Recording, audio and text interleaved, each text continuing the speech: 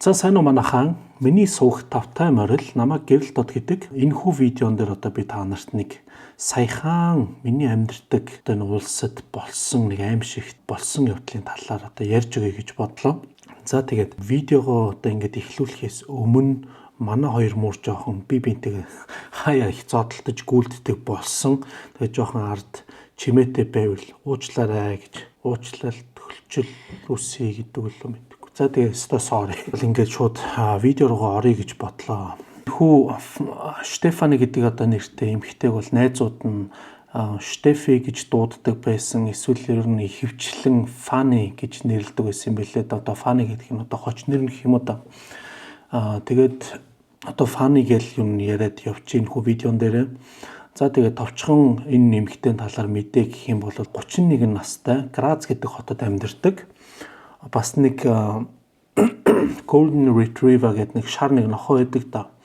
Тим нэг нохоотойгоо цуг амьдардаг байсан юм ганцаараа.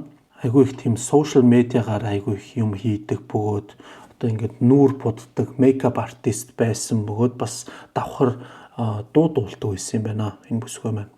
За тэгээ энэ хүү бүсгүүд маань юу тохиолдсон бэ гэхлээр түрүү жил 2025 оны 11 сарын 22-нд энэ чинь Christmas party гэд айгүй их болдог байхгүй юу.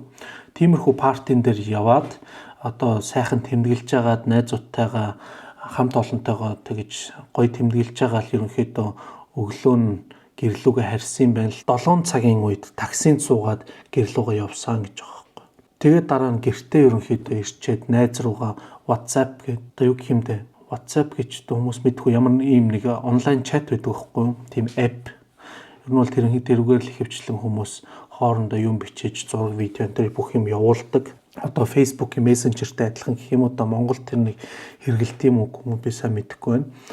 Гэхдээ WhatsApp гэдэг мэддэг хүмүүс нь л мэдчихлээ баг. Тэрнгээр ерөнхийдөө тэр эмэгтэй нь ер нь биччихээ таксинд сууж яваад гэрдээ харьцаа ингээд усанд орчоод сайхан нохоогоо салхилуулчаад хүрээд ирья гэж бичсэн байгаа. Тэгчээд бас хэдхэн минутын дараа бас нэг эвгүй мессеж бичсэн байна л да. Тэрний юу гэсэн чинь нохоотойгоо ингээд гарах гэж байна. Тэ айгуу жоохон сонирн байна. Ягаад гэвэл нөгөө нэг амьдардаг байрных нь орцонд нэг хүн байгаад байх шиг байна гэж ерөнхийдөө бол бичсэн байгаа. За тэгээд энэ хүү мессежийг бичснээс хойш ямар ч тийм холбоо байхгүй ерөнхийдөө бол тагчиг болцсон. Тэгээд тэрнээс хойш ер нь ямар ч мэдээ, ямар ч ор сур байхгүй алга болсон учраас найз нь яг юу ч ямар нэг юм бодоогүй л ахaltaа тэр үедээ гэртээ буцаж үрчээд ерөнхийдөө бол шүнжэнгөө тэгээд шоу удсан мэдээж ядарсан байх тэгээд унтцсан байх л гэж бодсон юм шүү. Тэр өдөр нь бас ингээд тийм фотошутинг нэг терминтэй байсан гэж байгаа. Тэрэн дээр ерөөсөө очоогүй утсан ямар нэг тэр нөгөө WhatsApp Messenger энэ бүгд ер нь офлайн байсан. Ямар ч холбогдох боломжгүй байсан гэж байгаа. За тэгчээд 11 сарын 23-нд нь бас 24-нд нь мэдээж гэрийнхэн санаа зов нь 24-нд ч энэ чинь Крисмсийн баярын үе тийм баярын үеэр ерөнхийдөө л хөвчлэн гэр бүлээрээ л байдаг байхгүй юу. Хөөш чи цаашаа үчи. Тэгэд гэр бүлээрээ байдаг болохоор ерөнхийдөө айгүй сонин санагдаад гэр бүлийнх нь манай Фани алга болчлоо гэд цагдаад мэдүүлэг өгсөн байна. Тэгээд цагдаад мэдүүлэг өгсөний дараахан бол ерөнхийдөө гэрт нь цагдаа нар очиж шалгаж үзсэн. Фани ерөөсөө гэртээ байхгүй. Гэртээ бол нохооны өртөөсөө ганцаархан үлдсэн. Цагдаа ер нь бол мэдүүлэг өгөхдөө ерөнхийдөө бол ерөөсөө олдож барихгүй алга болсон хүний тэр эмэгтэй талаар бол одоохондоо мэдж байгаа юм гээл ямар нэг гэмт хэрэг болсон байж магадгүй гэд тэрний X залуугийн айгүй их анхаарал авч эхэлсэн юм байна л да.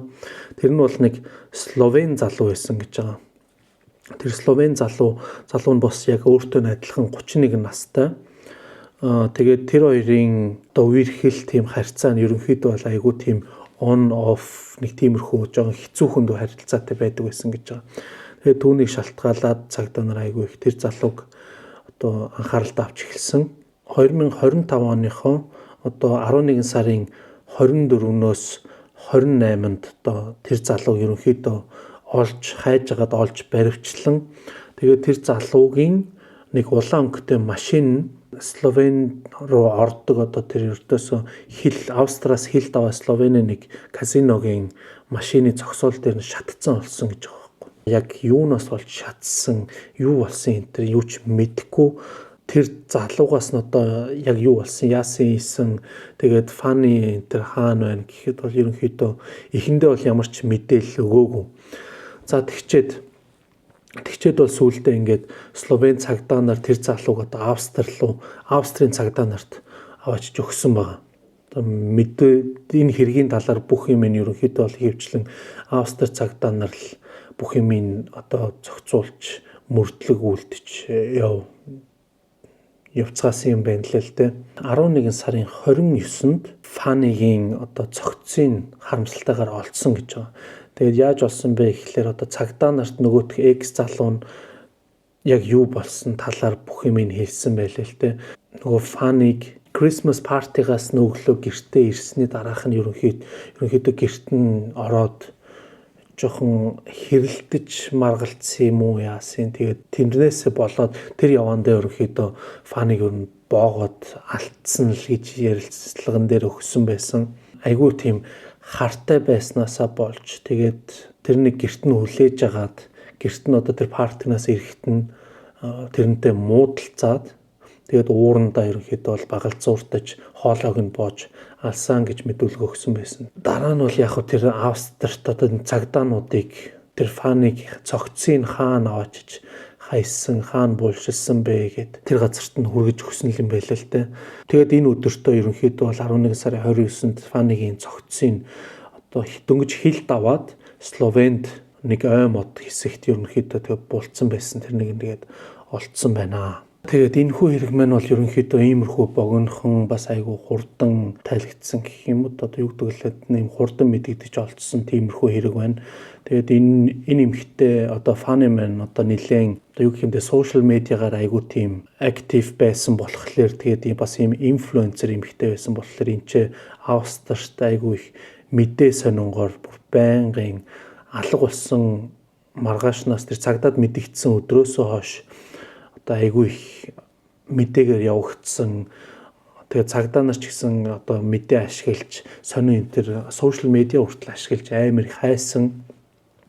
Тэгээд эцэстээ харамсалтай нь ингээд ийм хөөрхөн бүсгүйг ингэж амнасаа алдсан байна. За тэгээд үнэхээр ийм харамсалтай хэрэг болсон. Түрүү жилийн бол одоо сүүлчийн ч арай биш байх. Гэхдээ ерөнхийдөө айгүй тийм онлайн талдаа амар их явагдсан мэдээний тал бол нэг иймэрхүү л байна. Энэ эмэгтэй маань энэ ч ингээд харамсалтай ингээд нас орцсон. Одоо ямар ч юу гэх юм бэ? Ямар ч хэрэггүй юмнаас болж тийм ээ. Тэгэд тэр залуу одоо яасын уур энтрэ барьж чадахгүй тэгээд алдсан юм уу? Тэр үедээ сохтуу байсан юм уу? Тэр талаар бол нэг амар нарийн мэдээлэл бол өгөөгүй. Энэ хэрэг маань бол одоо ердөөсөө саяхан болсон хэрэг болохоор одоохондоо тэр нэг X найз залуугийнхэн талаар одоо тэрний шүүх хурал нь одоохондоо арай болоогүй байгаа. Тэр нь одоо 2026 оны 2 сард болно.